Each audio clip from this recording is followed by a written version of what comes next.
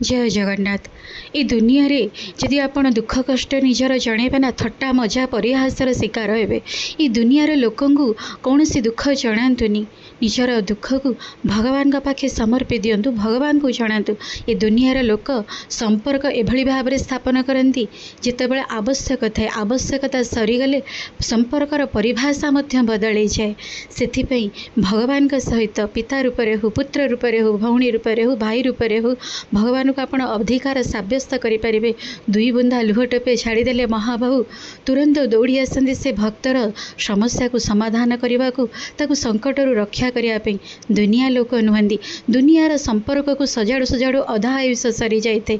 बड़का आयुष भगवान को दियंतु। किए जाने केतेबेले निश्वासी थमीज, किंतु शेष समय महाबाहु ही छेड़ा होते। दुनियार कौन से संपर्क नुहे। जय जगन्नाथ, जय जगन्नाथ।